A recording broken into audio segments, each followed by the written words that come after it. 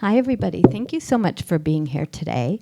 My name is Allison Bainbridge, and I have the honor of hosting what I believe will be a very dynamic and powerful event. We appreciate all of you coming, being here today on your Saturday afternoon, and by participating in our events, you're coming out to book passages supporting not just us, but authors and independent bookstores. And we really appreciate that. It allows us to continue to be an integral part of this community. If you could please silence your cell phones, though, so they don't beep or bark in the middle of it. We would really appreciate that. I don't think you'll need that during this event today.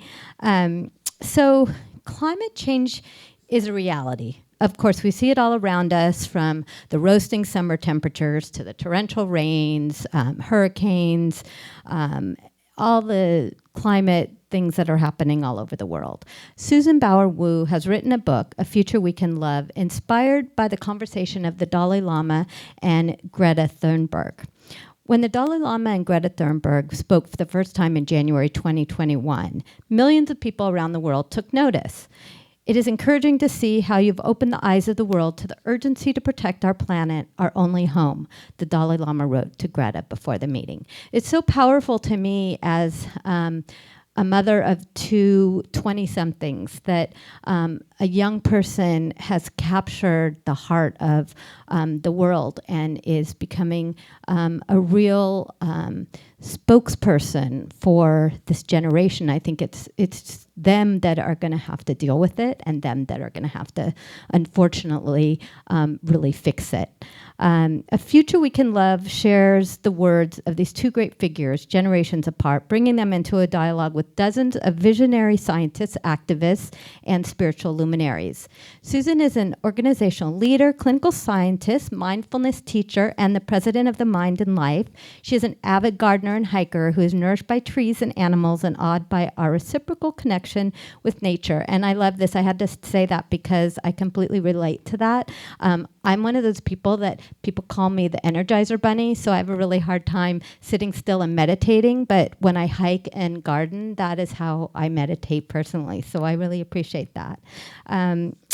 She lives in Charlottesville, Virginia, so she's come all the way from the other coast. She's also authored the book Leaves Falling Gently. Susan is joined today by our local Rick Hanson. He is a psychologist, senior fellow at UC Berkeley's Greater Good Science Center.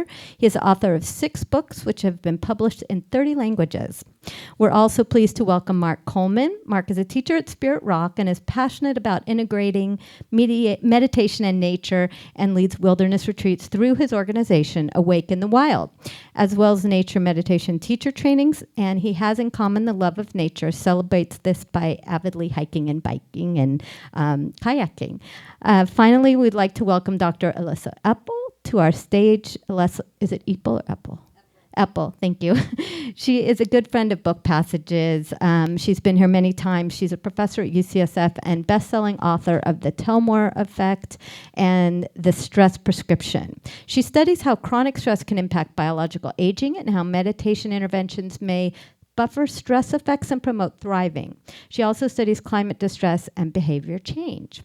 So with all that, I want you to please give a very warm welcome to these powerhouse authors and speakers, Susan Bauer-Wu, Mark Coleman, Rick Hanson, and Elissa Epel.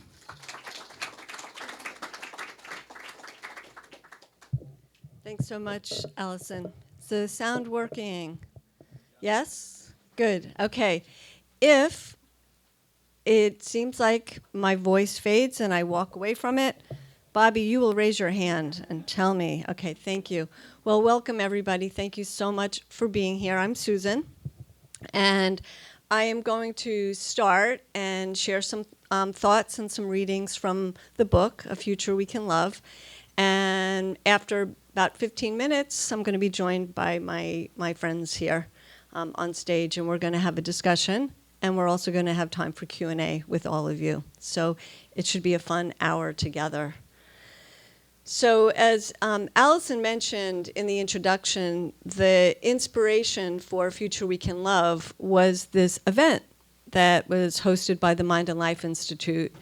And it was on January 9th, 2011. So if you remember what happened, 2021. Thank you, James. 2021. So what happened 3 days before that? So Washington, D.C. was experiencing lots of violence, right? The Capitol was attacked. And yet three days later, 11 o'clock at night in the East Coast of the United States and middle of the night in Sweden and early morning in India, we had 1 million people join us live, which is pretty remarkable. And, why is that? Well, I think that the Dalai Lama and Greta are generations apart, so different, and yet they are beacons of light in the darkness for all of us in different ways. And just the idea of the two of them being together in a room, in a Zoom room, was greatly inspiring. And so the book was inspired by that, and their wisdom is sprinkled throughout, but it's not just about them. It's actually many, many other voices and perspectives. So I'll share a little bit with you about that. And so the book is organized into 4 sections, and it's knowledge, capacity, will, and action. And this sequence, it's derived from Buddhist wisdom and karma and cause and effect, and the basic assumptions are pretty much all basic systems of ethics and law. And so we know that responsibility that we all have, it starts with knowledge, and much depends on education and knowledge. And so we need enough knowledge to act responsibly and to be responsible for our actions.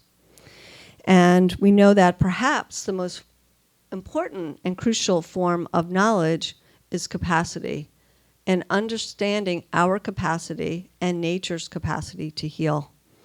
We can change, and nature can regenerate. And how will we change, and how will we do that? Well, we need will or intention to actually act on what we've learned and according to our capacity. And then will points us in the right direction.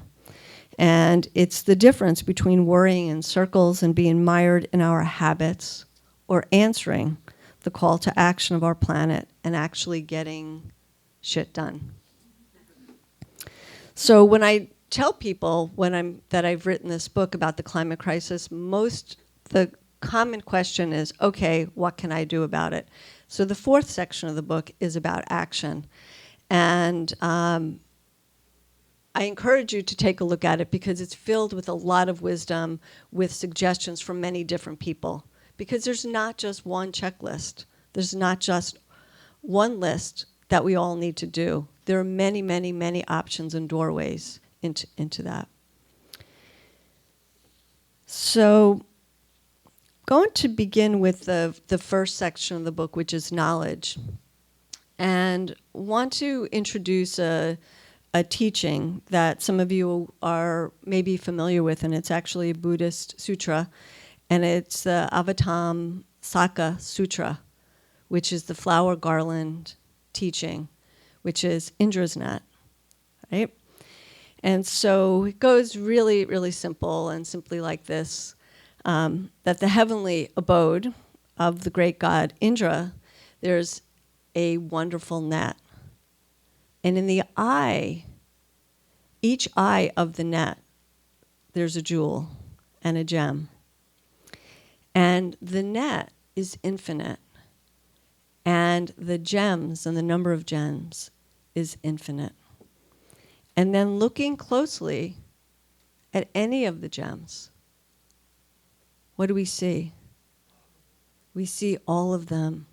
Yes, the reflections of all the other gems are there inside one gem.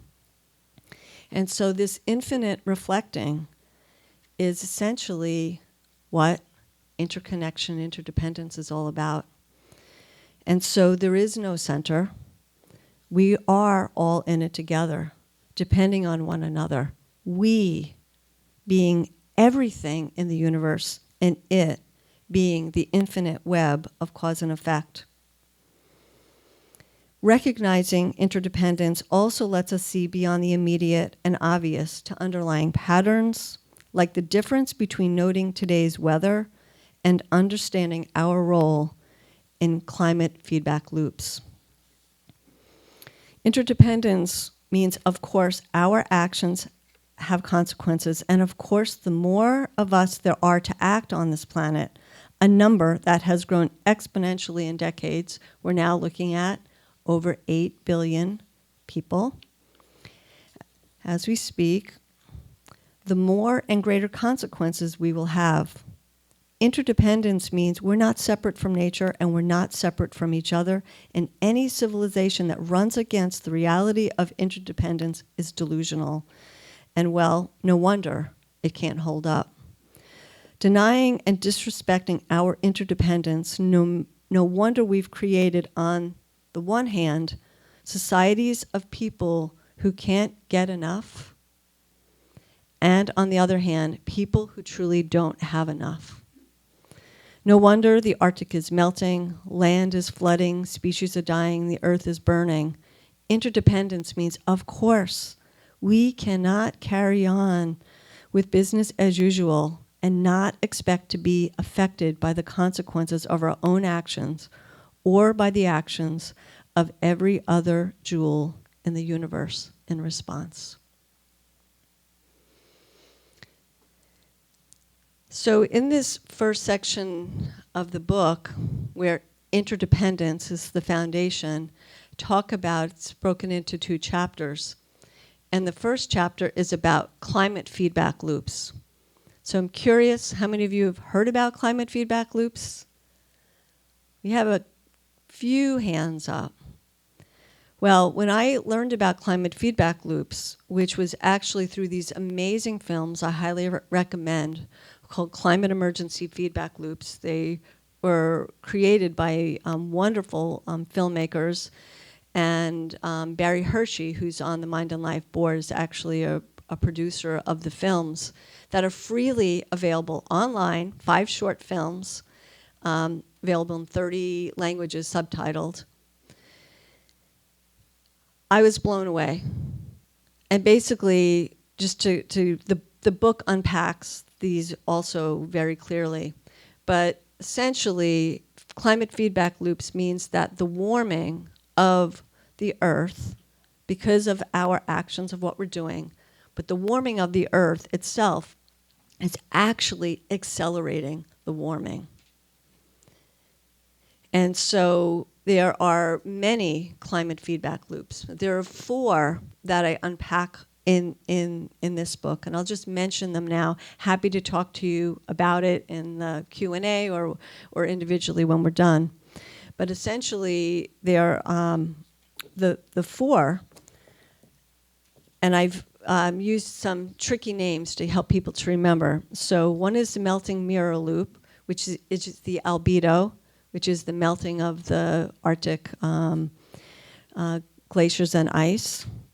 The spoiling food loop, which is the permafrost loop, which is the thawing of this land that has been frozen for hundreds of thousands of years, that is melting at an unbelievable rate and releasing methane very quickly. And then there are atmospheric loops. And the 2 kinds of loops are the jet stream, which in the book I talk about meandering jet stream, because a jet stream is not what it used to be. It's very different now. And then the blanketing clouds feedback loop. Really interesting. Blanketing clouds, we always think that clouds are kind of good, but like the Joni Mitchell song, we really don't know clouds at all. Clouds are not what, when I learn more about them, they're not what I really thought they were. They actually contribute to global warming. And then the disappearing trees loop, which is the loss of the forest loop. So we have these climate feedback loops, but we also have human feedback loops. So that's the next chapter. I unpack human feedback loops. And so these human feedback loops align with the Buddhist 3 poisons. So we have delusion. So the human feedback loop of delusion is essentially we are not seeing things clearly. We do not recognize the interdependence of who we are and how we are made up of elements of the earth. And so we have that delusion. And then we have craving or desire. And how does that fit in with climate? It's because we want more. We feel like we have to continually strive and get more because we feel like we don't have enough. And as Joanna Macy beautifully talks about how the industrial growth society is a runaway loop. And then we have the disliking and fearing loop. And the way I've, and that's the aversion loop. And the way I conceptualize that related to climate is the disliking, and we're all guilty of it. I am too, is needing to change our business as usual and our comfortable lifestyle. We dislike needing to change. We think that change is not going to be very pleasant. And it may not be, but what's the alternative? But it may be more pleasant than we think. And then the fearing loop, I think, is a lot of people's denial of the reality of what we're facing right now. And we're afraid to do anything. We're frozen in fear. We're afraid to talk about it. And so I feel like there are anecdotes that many of us in the room can think about of how we can address these three human feedback loops.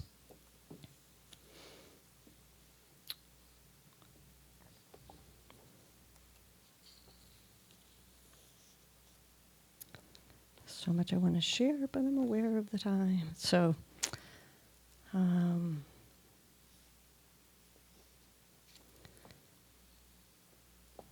going to actually talk a bit about capacities and our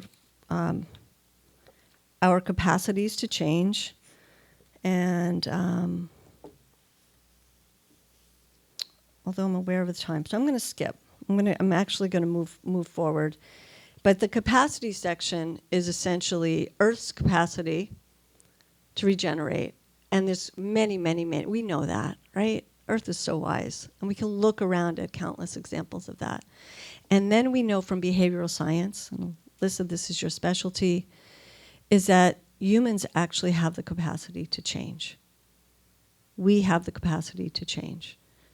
And so recognizing those truths, that actually is very promising. There's possibility in that.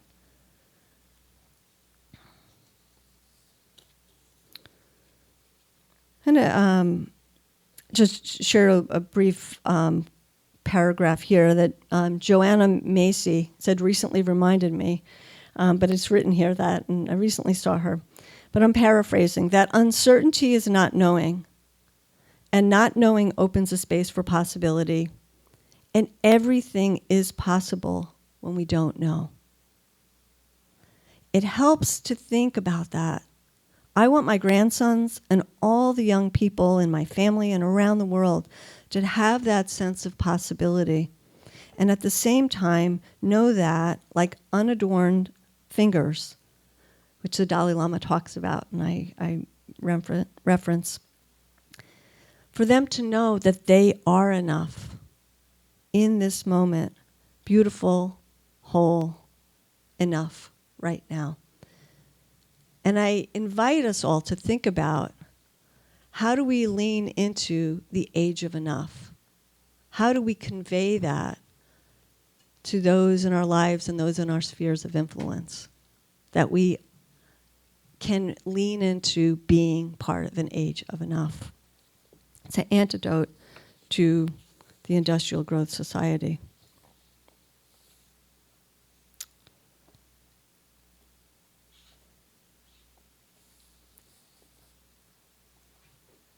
So in the third section of the book, Will, there's two parts that I see as two sides of a coin. First side is heartbreak. heartbreak is real. There's loss, and it's leaning in and really working with our grief. But the flip side of that is that there's beautiful, beautiful, there are beauties of nature that we can marvel at that are available to us all the time. And tuning into that, and that's much of your work, Mark, is that helps us to heal with the heartbreak of the grief. And with wonder, there's awe, but wonder also helps us to envision possibilities. So I'm going to share some readings about that. So we talk about the floods and droughts, the fires and the melting ice, evacuations and disaster relief. We talk about degrees Celsius and parts per million, or at least some of us do. I'm only just learning to. But even fewer of us, I sense, are talking about how we feel about all this. We're afraid of climate change, perhaps equally afraid to feel how scared we are. We're furious at government inaction, but we don't want to be an angry person.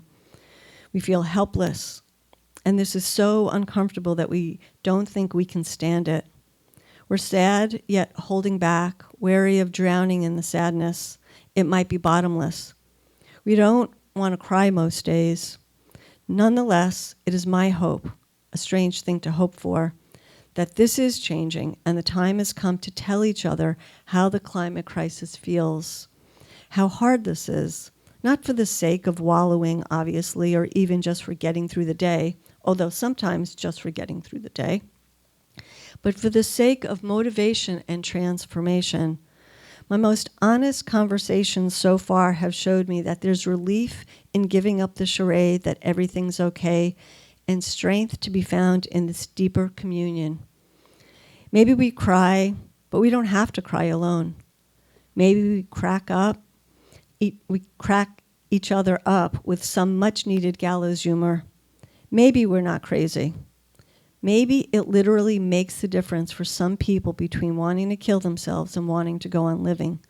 Maybe, just maybe, we don't turn on each other as we face scarcity, because maybe this crisis brings out the best in us, our capacity for tenderness, caring, and cooperation. Maybe, whatever ends up happening, we come together and take care of one another. As Joanna says, this is a birthing time as well as a dying time. It's going to take this kind of anguish to birth a new humanity, a new solidarity.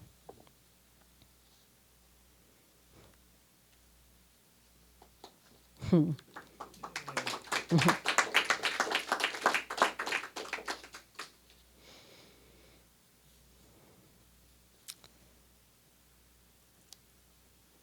I'll just read a little bit more. Can I do that? Every day, more species are dying, never coming back. Old trees burning or being cut down, animals, people included, dying of thirst, smoke-filled air, pollution, flooding, ice is melting, water warming, rising. I frequently feel like there's nothing I can do to protect and save them, stop them from suffering or dying before their time. There's grief deep in bones, yet like Wendell Berry's poem, if I go outside and I'm quiet, I find the peace of wild things is still there. I look around and above me, I close my eyes and listen, and I sense into the life before me, all around me. I breathe it in. I look closely and see the natural kaleidoscope in the center of a flower. Close my eyes and smell it. A bird sings. I listen.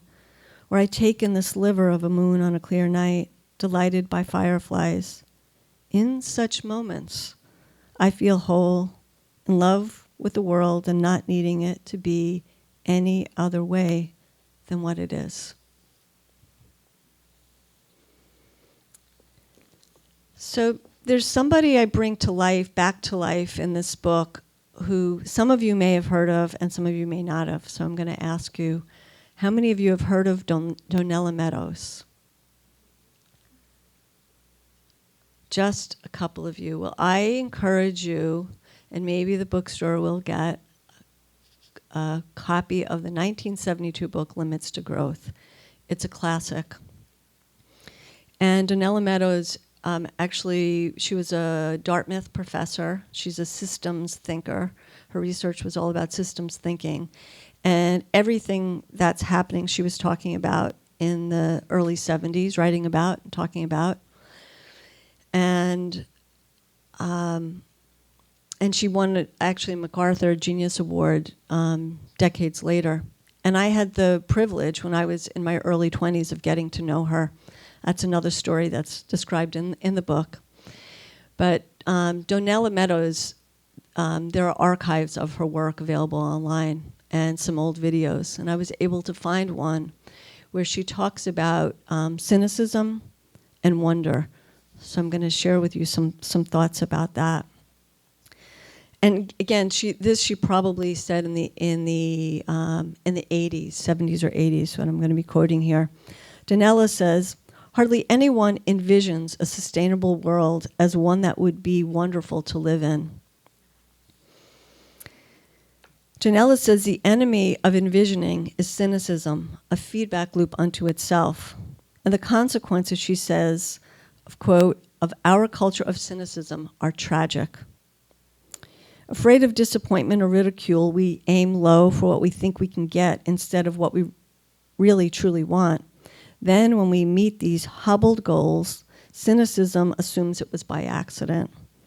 Whereas when we fall short, cynicism takes it as an omen. So we think we can get even less, and we try even less. Donella explains, the less we achieve, the less we try. Without vision, says the Bible, the people perish. Donella says, children, before they are squashed by cynicism, are natural visionaries. They can tell you clearly and firmly what the world should be like. There should be no war, no pollution, no cruelty, no starving children. There should be music, fun, beauty, and lots of nature. People should be trustworthy, and grown-ups should not work so hard. It's fine to have nice things, but it's even more important to have love. As they grow up, children learn that these visions are childish and stop saying them out loud. But inside all of us, if we haven't been too badly bruised by the world, there are glorious visions.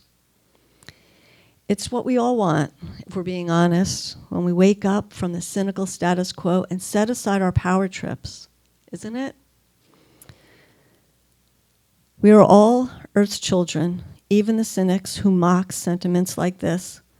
But it's more than a sentiment, it's a fact. What kind of world do we want to live in? What are we willing to gain?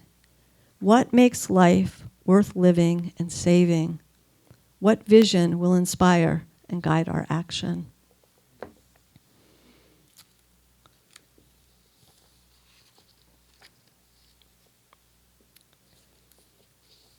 So I want to just share a couple of thoughts that lead us into the action idea, the part about action. I just think it's important for us to think about. And there's a scientist at the University of Oslo who Elissa and I both know. Her name is Karen O'Brien. And I think that her work and her ideas have been very, very inspiring for me. And so I'm going to share a bit about her work. So she's in the Department of Sociology and Human Geography at the University of Oslo. And she says that her research has gone from focusing on climate change to the change part of climate change. And she believes that behavioral science can offer insights into how industrial growth societies might get unstuck from their unsustainable ways. She says technical problems can be addressed through improved knowledge, know-how, and expertise. And this knowledge, know-how, and expertise tends to be what we're good at, and we focus research funding and a lot of energy on that. But a different type of problem is an adaptive problem, which is about mindsets. Our beliefs, our values, our worldviews in paradigms. And adaptive problems certainly have technical dimensions to them, but if we address an adaptive problem as if it's just technical, we're going to fail. So what Karen talks about is this idea of quantum social change. Quantum social change. It's very inspiring. It's where personal and collective transformation, inner beliefs and outer actions, individual and collective transformation, how individual and societal structures, bottom-up and top-down approaches, I and we, are interdependent and simultaneous, not opposite or separate. Karen says fractals are a better metaphor for scaling social change. She says, we see them in nature. We can create them in algebra and geometry. The difference is that social fractals, cultural fractals, and human fractals, they all embed values. And these values, when they guide our action, resonate and replicate across scales. Values like courage, generosity, transparency, humility, humor, and empathy, compassion. To take an example, she mentions the stated values of a political movement called the Alternative UK. These values are not just there to be brought out on special occasions.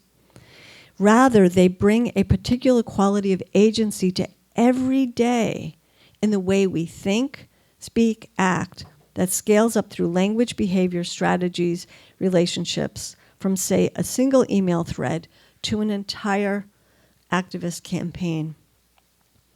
So Karen wrote a book, and she says, You Matter More Than You Think, which was the title of her first book.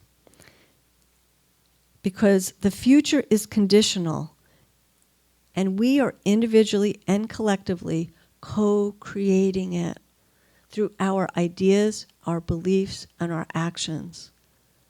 That we have spheres of influence, whether it's the person right next to you, or it's the person who's looking at your social media feed, or your grandchildren, your children, your neighbor. We all have spheres of influence. And so just, we'll end with one idea, and we'll come up for a conversation, but it's like, sometimes we get questions of, is this like really worth it? Like, do we really need to like rise to the occasion? Like, is it like we're all doomed? And the Dalai Lama says and describes in the book that pessimism really isn't an option. It's really not. Like, we know we'll be doomed if that's the case, right?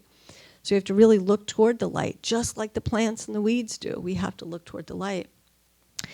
And a friend and a teacher, Lama Willa Blythe Baker, she shares a story of being in Costa Rica, and she happened to be on the beach at the moment that she saw this mother leatherback turtle on the beach burying eggs. And these turtles, that's where the turtle was born. And they left and were out to sea, came back, knew exactly where to go back to. She laid her eggs, and then she covers them up with care to allow the sand and the sun and her care to take care of them. And she just trusts that her action's going to make them okay and they're going to have a good life. And so it's a lesson, I think, for all of us. To me, it really resonates. It's like, we don't know what's going to happen with the eggs that we're burying on the beach today. We don't know what's going to happen to our eggs, but the best thing that we can do is to lay the eggs and to bury them with care, and just to trust that our actions are going to make a difference for generations to come. So it will be a future that they can love. So, thank you.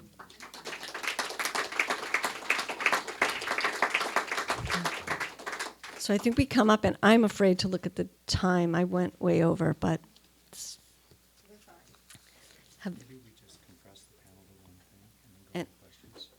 we'll see. And not ask them the questions. Yeah. Yeah, so we'll just do that. Okay. So we'll just do the one question and go into Q&A. Thank you, Cliff, for filming. And thank you all for coming. It's nice to see so many familiar faces. It's okay. I was just thanking people for coming, and there's Linnell. There's so many people here. who have crossed bridges to come, as well as neighbors of the bookstore. We're happy to see you all.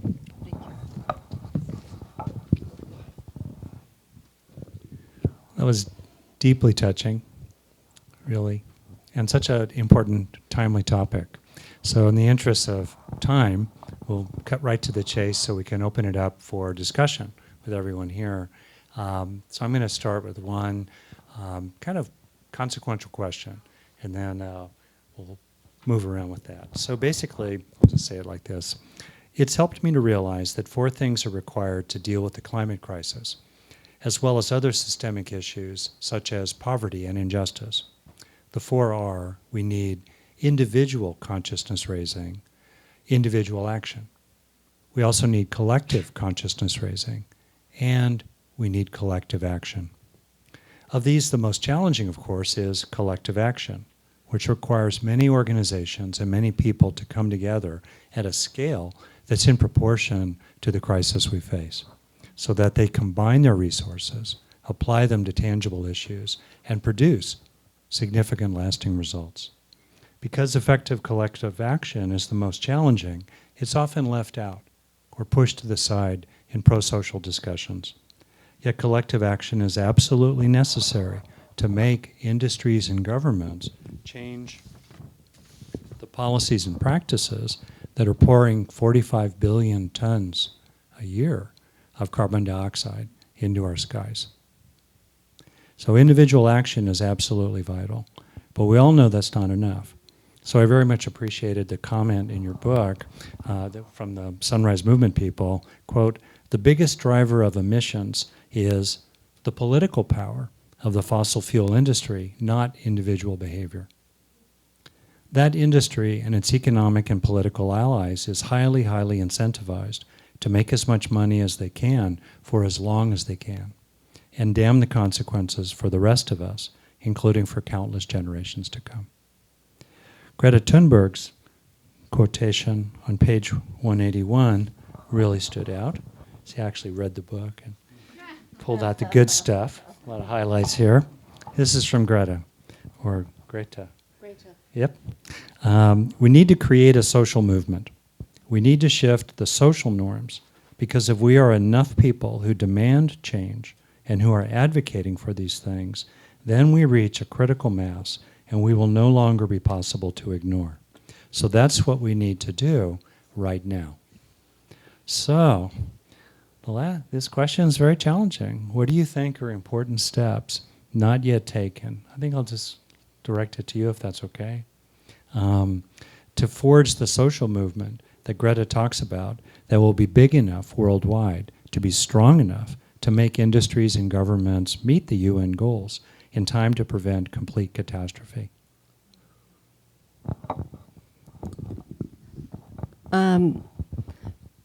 From the several scientists that I've spoken to, think that everyone says the number one thing we could do is vote, and then holding whoever's in power to be accountable, and that within government, that their carbon tax is the other thing that changes things. And there is there are examples of countries around the world that are way ahead of the United States.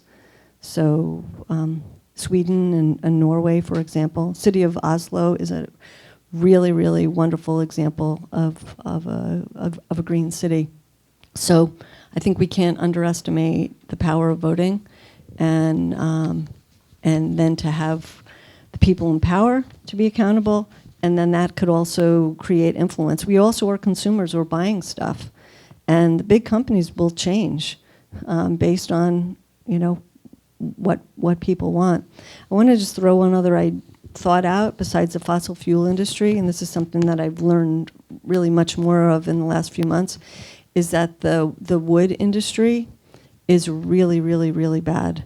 That there are wood pellets, and the forest fires that are happening in Canada is in large part due to clear cutting, and there's demand, and that's by these huge corporations that are basically exporting these pellets that are primary forms of heat in Europe in particular. southeastern United States, which is close to where I live. They are clear-cutting trees for the wood pellet industry.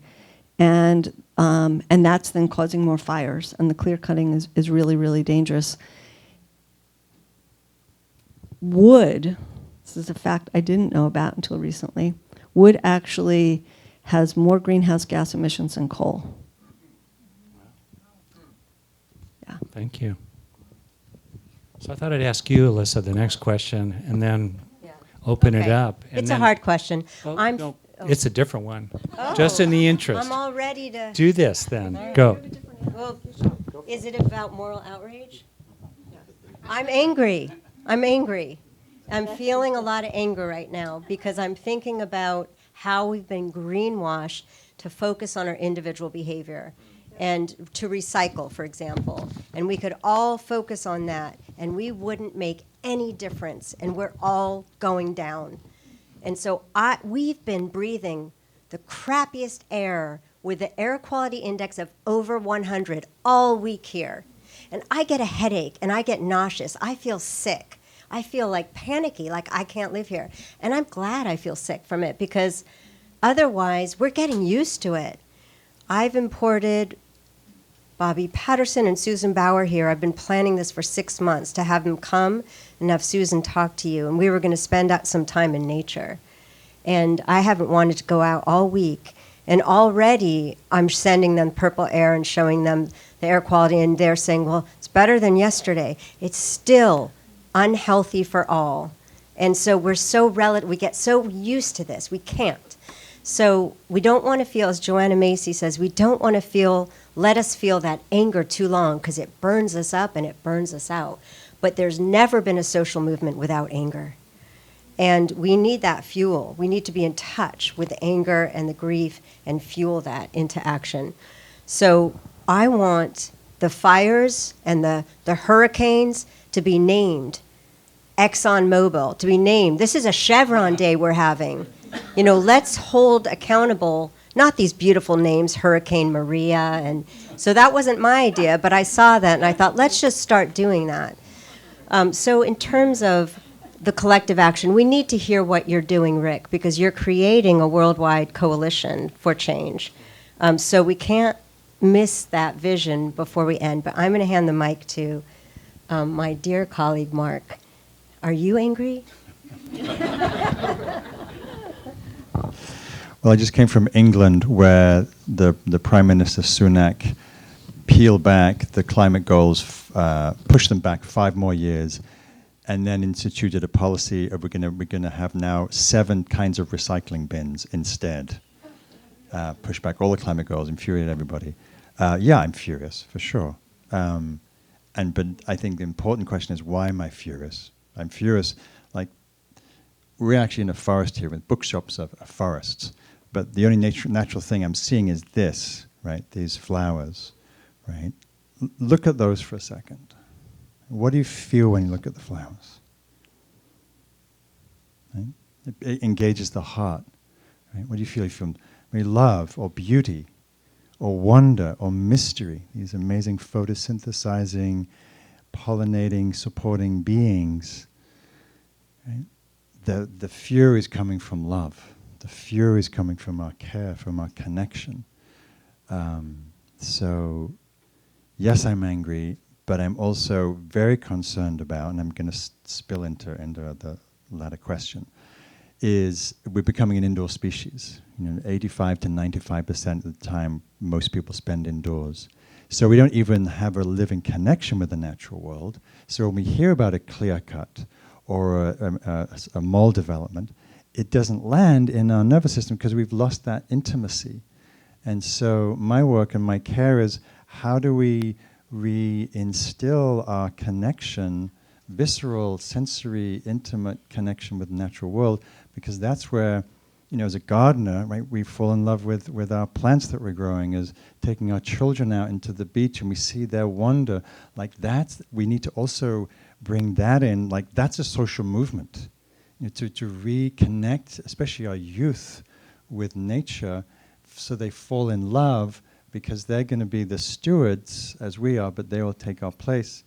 And so I think it's essential that we also put our hands in the earth and fall in love with these hydrangeas and irises and other flowers and the maples and the oaks out in the parking lot and whatever it is that's around us, because that's we're fueled by our heart, our emotions, and our love, right? And I feel more grief than anger, actually, but that's also a good motivation to feel the pain, and then that's what fuels me to inspire people to get outside, to fall in love, and then to take action. So, beautiful. Thank you. Maybe we could transition to some questions in this way, building on what you said there, Mark. And I know you're going to do a practice for us at the very end. And I just wanted to say that one of the most beautiful parts of your book for me was a through line about something I care about as a longtime rock climber and wilderness guy, is the recurring theme of our embeddedness in Mother Earth. And we're not in nature, we are nature. Or as Mampela Rempeli, the chair of the board of the Global Compassion Coalition, an activist from South Africa, also a co-president now of the Club of Rome, which was very involved with the limits of growth you talked about. As she put it, we all need to be indigenous. So in that context, then, maybe some questions, comments from the audience for Susan here? Please repeat the question. Great. Any questions or comments? The comments is good too. Yeah. I think there's so very much that we're putting upon our youth, and how Wait, do we wait. address. We're just going to. Is it on? It is on. Can you hear me? Addressing our youth, the level of, well, the amount of mental, Wait a second. We need to push on. Yeah, I think it's not on. What am I pressing? I don't think it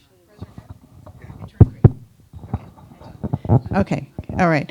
Addressing the youth and mental distress, and which is already happening. I heard Stephen Jenkinson last night, a night of grief and mystery, which was wonderful in Berkeley, but certainly this topic came up. The embodied grief that our youth are experiencing, and we're talking about, well, it's going to be on them. They are feeling such grief already that I think what happens is there's a shutdown. So what you were saying is beautiful. Stephen said, grief is history, love is mystery, and it's very broad. So, how do we also address that with our youth? That it's not just the fear, but love, Thank you. I'm so concerned about our youth. We have a mental health crisis, and on top of that, we have such hopelessness, such views of doom and gloom. An international world survey showed that over half the youth globally felt that humanity is doomed. And so on top of feeling the mental health burden of their current generation, they're making choices about their lives. Will they have kids? What field will they go into? And that shutdown about not feeling like there's a future and choosing how to live based on that is our biggest threat. And they are. What happens to our youth now is going to determine our future in ways that I don't want to think about. And so, of course, they shut down. Of course, we need to enable and support them. So what I'm doing personally, what a lot of people in my position as a university professor are doing, is trying not to just teach the facts about the environment, which are depressing, and turn them away from careers in joining the solution and helping. It causes depression, if anything, but rather to talk to them about resilience skills that is a survival skill to live in this world now. And part of that adaptive resilience is, as Susan was describing, the earth is always going to adapt. And we also need to be adapting and becoming resilient, which means that we need to view ourselves as part of the group, the whole, the belonging, and that our actions matter. And it's only having them work together that is going to have them feel any type of hope, efficacy, be able to do action. So we're starting a whole UC-wide class on climate resilience. We're recruiting mindfulness teachers who are versed in climate or eco-dharma, and faculty at each of the campuses are just raising their hands saying, I'll sponsor this. And I expect within a few years we will have thousands of students who understand that this is a required skill going forward. So not just mindfulness, but really understanding how change happens and how complex it is and how we can't give up. We don't have any other choice. We just talked to Joanna Macy and asked her, what will she say to these students? And so it just rolled off the tip of her tongue. We're in the end days of capitalism. You can choose to live with it and be numb. What kind of a life is that? And how boring. But you can also choose to be fully alive. And yes, you're going to feel grief and pain, but you're going to feel joy and purpose. And you are the luckiest people alive today to be born with this mission ahead of you, the most important decade. Thank you. Maybe another question or comment? Yeah.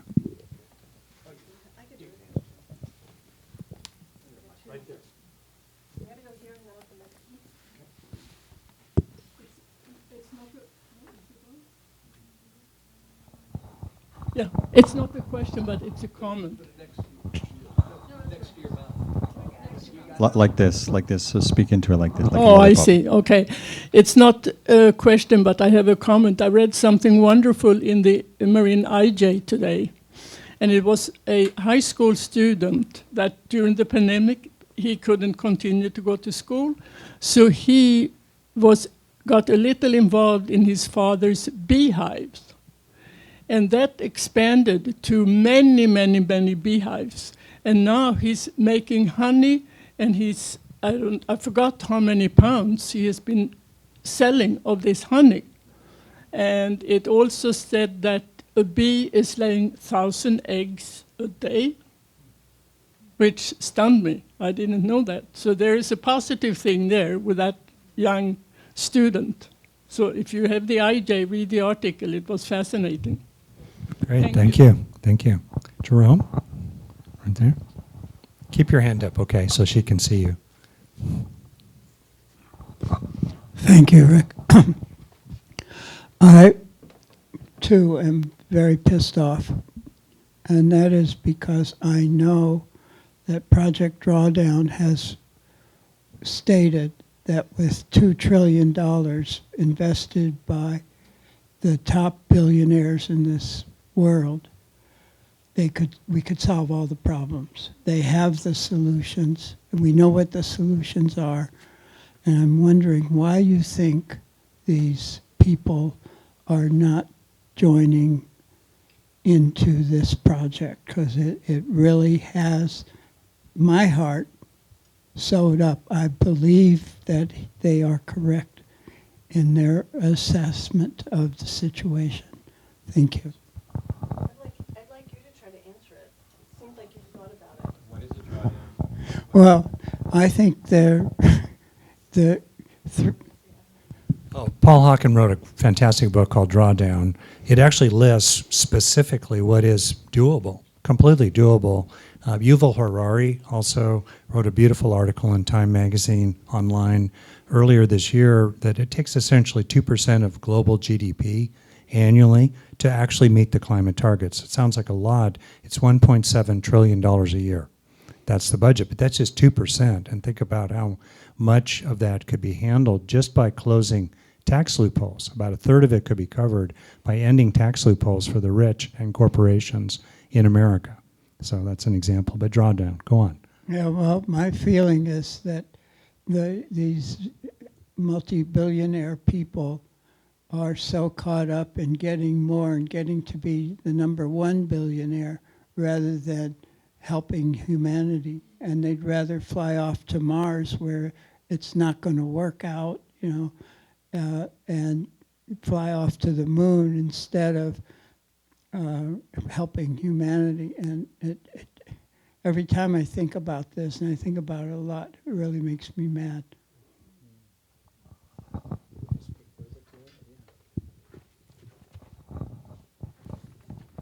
Yeah, I don't really have an answer. I mean, it's all true, and it is infuriating. It's disheartening.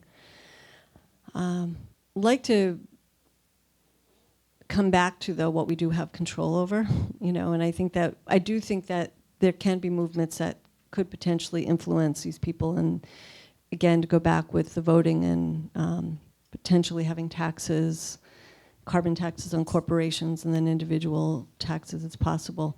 See another hand that's up. But I want to just share two thoughts that I have that have come back to me over and over and over again when I was writing the book. And it relates to your example about the bees.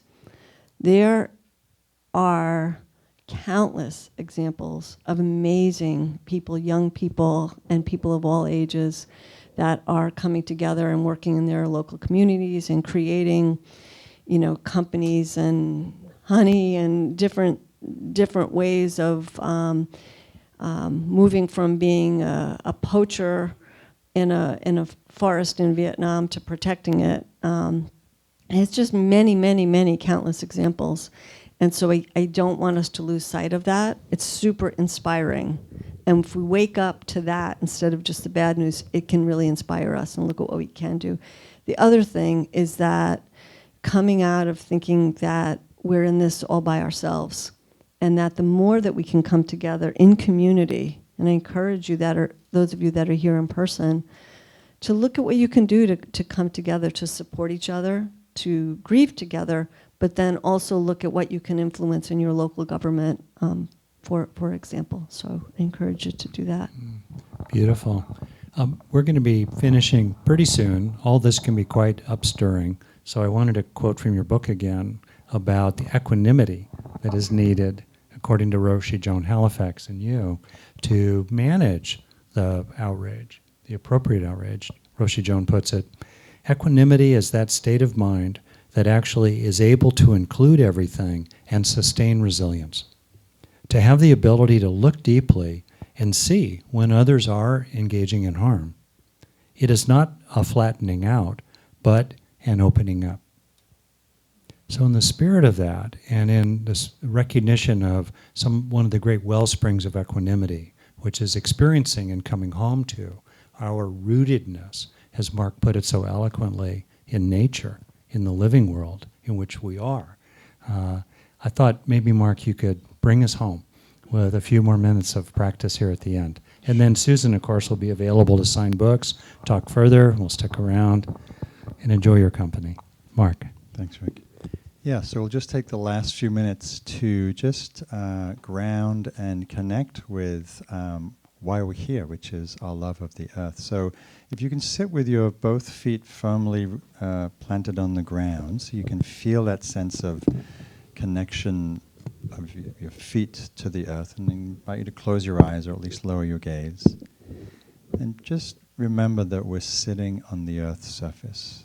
Through the carpet, through the concrete, the wood, underneath that is soil, underneath that is bedrock that stretches out for thousands and thousands and thousands of miles. It's a vast planet. So sensing your body has roots, tree roots going into the earth.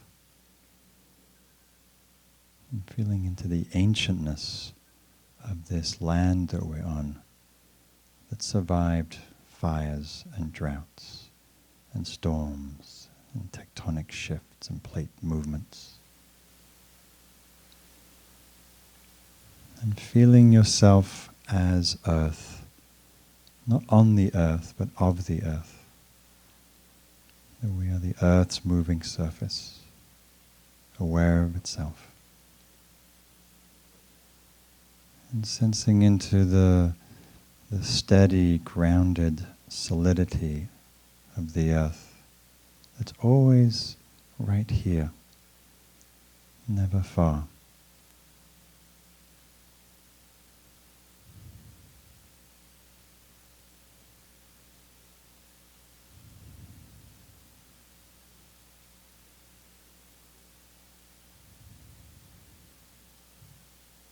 And sensing your breath for a moment, Just letting breath breathe naturally. And aware that as we take in oxygen, we're breathing with forests, grasslands, tundra. This exchange of oxygen and carbon. We're not separate. We breathe with all photosynthesizing life. All breathing beings, breathing together.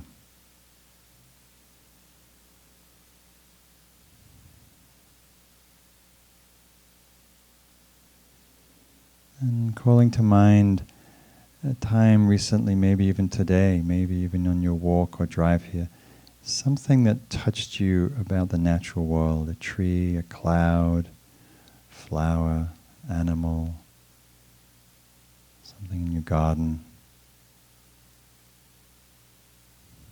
a bird song, the moonrise. Just calling to mind ways that the natural world touches you, moves you. And in particular, calling to mind something that you love or appreciate. The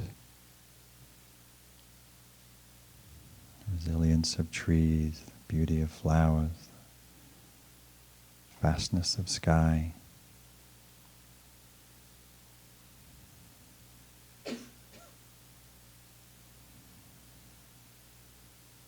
Sensing into the way that the heart responds to the beauty of this earth and all the life here.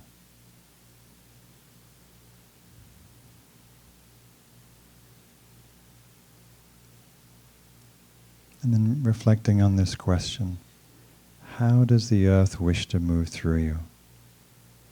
How does the earth wish to move through you? Or how is the earth expressing herself through you? And letting that question, that connection to our love of the earth, move us in our life in a way that's protective of life. And in your own time, opening your eyes and coming back into the room. And I'll hand it back over to Rick and Susan. Okay, thank you. Thank you all so much, and I think you should have the last word here. Just gratitude, just really filled with gratitude, and it means a lot that you're here because you're listening, because you care, and we all need to care, and we all need to realize that we're in it together. So much gratitude, much love. Thank you.